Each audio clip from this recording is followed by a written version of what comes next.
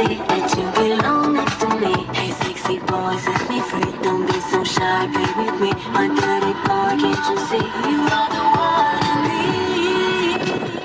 You make me dance, bring me up, bring me down. Play sweet, make me move like a freak. It's like so beat, make me live. Tai va, šiandien važiavome po Vilniaus apylinkės,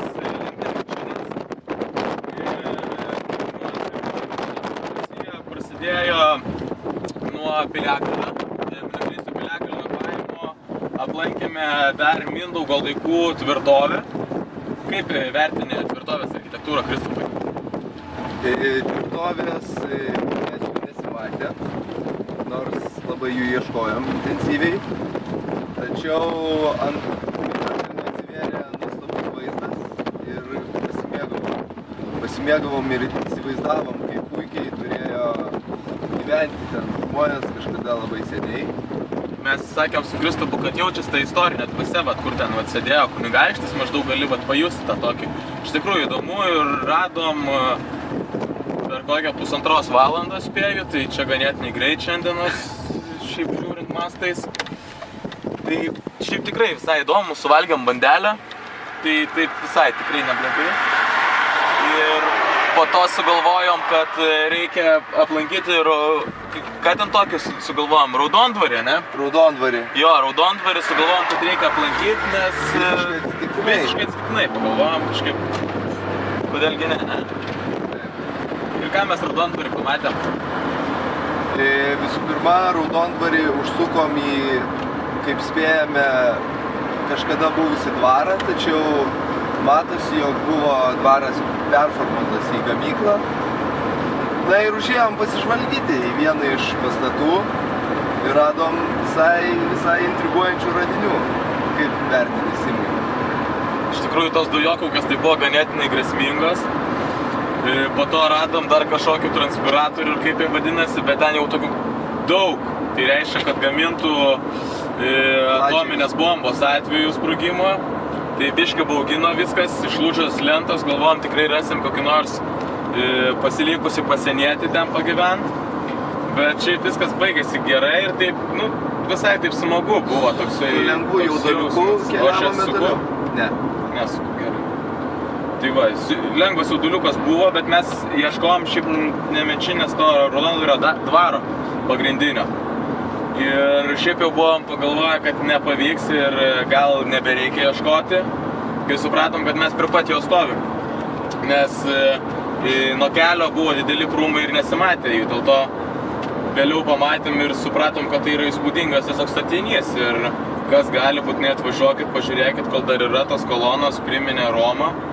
Tai aš pasijutau Cezarių, mane pafanų tikrai smagu, aš nežinau kaip jums dviem. Labai irgi patiko ir man.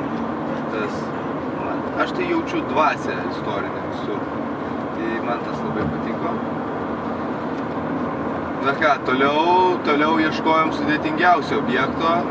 Tai olos, kuri verkia ir kuri verkia šventų vandeniu.